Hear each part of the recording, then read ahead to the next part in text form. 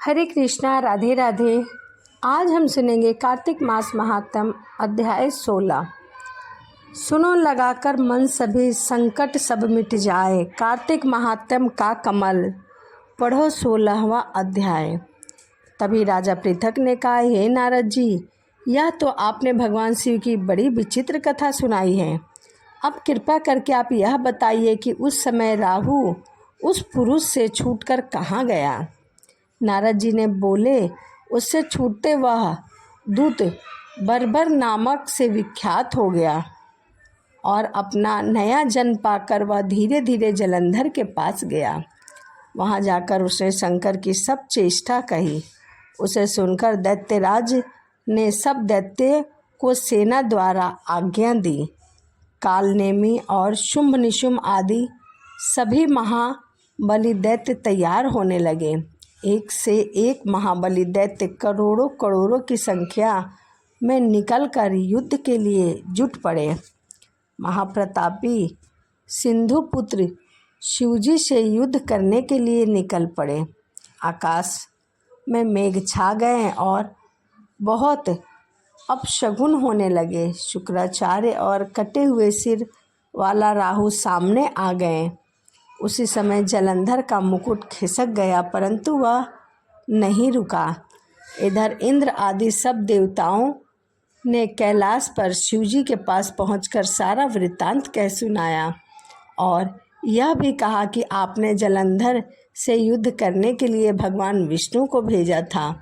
वह इसके वंशवृत्ति हो गए हैं और विष्णु जी लक्ष्मी सहित जलंधर के अधीन हो उनके घर में निवास करते हैं। अब देवताओं को भी वहीं रहना पड़ेगा। अब वह बलि सागर पुत्र आपसे युद्ध करने आ रहा है और आप उसे मारकर हम सबकी रक्षा कीजिए। यह सुनकर शंकर जी विष्णु जी को बुलाकर पूछा कि हे ऋषिकेश, युद्ध में आपसे जलंधर का संहार क्यों नहीं हुआ है? बैकुंठ छोड़ आप उनके घर में क्यों निवास कर रहे हो? यह सुनकर विष्णु जी ने हाथ जोड़कर नम्रतापूर्वक भगवान शंकर से कहा कि उसे आपका अंशी और लक्ष्मी का भ्राता होने के कारण ही मैंने नहीं मारा है। वह बड़ा वीर और देवताओं से अजय है। इसी पर मुग्ध होकर मैं उसके घर में निवास करने लगा हूँ। विष्णु जी के इन वचनों को सुनकर शंकर जी हंस पड़े और कहा कि हे विष्णु, आप यह क्या कहते हैं? मैं उस दैत्य जलंधर को अवश्य मारूंगा। अब आप सभी देवता जलंधर को मेरे द्वारा ही मारा जाने पर स्थान पर जाइए। अब शंकर जी ने ऐसा कहा तो सब देवता संदेह रहित होकर अपने अपने स्थान पर चले गए। उसी समय पराक्रमी जलंधर अपनी विशाल सेना के साथ पर्वत के समीप आ गया। कैलाश को घोर सिंहनाद करने लगा।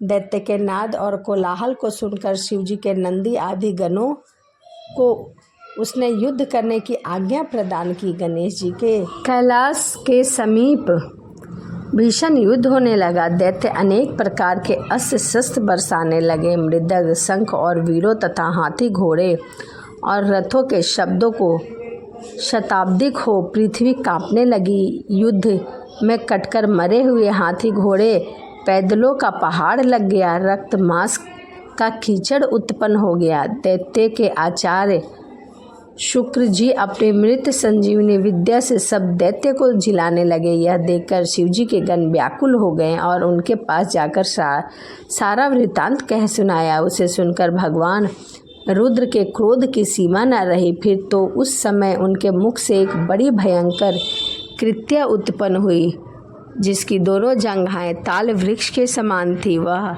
युद्ध भूमि में जाकर असुरों का चर्वण करने लगी और शुक्राचार्य के समीप पहुंचकर शीघ्र ही अपनी योनि के गुप्त कर लिया और स्वयं भी वहां से अंतराध हो गई। शुक्राचार्य के गुप्त हो जाने से दैत्य का मुख मलिन पड़ गया और वह युद्ध भूमि को छोड़कर भागे। इस पर शुंभ निशुंभ और कालनेमी आदि सेनापति ने अपने भागते हुए वीरों को रोका। शिवजी के नंदी आदि गणों ने भी, जिसमें गणेश और स्वामी कार्तिकेय जी भी थे, दैत्य में भीषण युद्ध आरंभ कर दिया। तो यह कार्तिक मास की कथा अध्याय 16 था। वीडियो कैसी लगी कमेंट ज़रूर करिएगा। तो चलिए इसी के साथ वीडियो को समाप्त करते हैं और मिलते हैं अगली वीडियो में। सभी को राधे राधे, हरे कृष्णा। हरे कृष्णा, राधे राधे। आज हम सुनेंगे कार्तिक मास महात्म्य अध्याय 17। तो आइए कथा को सुनते हैं। भक्ति से भरे भाव हे हरि मेरे मन उपजाओ। 17वां अध्याय कार्तिक कृपा दृष्टि कर जाओ। उस समय शिवजी के गण प्रबल थे और उन्होंने जलंधर के शुंभ निशुंभ और महासुर कालनेमी आदि सभी को पराजित कर दिया। यह देखकर सागर पुत्र जलंधर एक विशाल रथ पर चढ़कर, जिस पर लंबी पताका लगी हुई थी, युद्ध भूमि में आया। इधर जय और शील नामक शंकर जी के गण भी युद्ध में तत्पर होकर गर्जना करने लगे। इस प्रकार दोनों सेनाओं के हाथी, घोड़े, शंख, भेरी आदि दोनों ओर से सिंहनाद से धरती त्रस्त हो गई। जलंधर ने कुलहरे के समान आख्यात बाणों को फेंककर पृथ्वी से आकाश तक व्यापक कर दिया और नदी को 5, गणेश को 5, वीरभद्र को एक, साथ ही 20 बाण मारकर उनके शरीर को छेद दिया और मेघ के समान गर्जना करने लगा। यह देखकर कार्तिकेय ने भी दैत्य जलंधर को अपनी शक्ति उठाकर मारी और घोर गर्जना किया। इसके आघात से वह मूर्छित होकर पृथ्वी पर गिर पड़ा, परंतु वह शीघ्र ही उठ पड़ा और क्रोध विष्ठा हो कार्तिकेय पर अपनी गदा से प्रहार करने लगा। ब्रह्मा जी के वरदान की सफलता के लिए शंकर पुत्र कार्तिकेय पृथ्वी पर सो गए। गणेश जी भी गदा से प्रहार से व्याकुल होकर धरती पर गिर पड़े। नंदी गदा से प्रहार से पृथ्वी पर गिर गए। फिर दैत्य ने हाथ में परिधि से शीघ्र ही वीरभद्र को पृथ्वी पर गिरा देखकर भगवान शंकर की गण चिल्लाते हुए संग्राम भूमि छोड़ बड़े वेग से भाग चले। वह भागे हुए गण शीघ्र ही शिवजी के पास गए और शिवजी से व्याकुलता से युद्ध का समाचार कह सुनाया। लीलाधारी भगवान ने उन्हें अभय दे सबका संतोष वर्धन किया।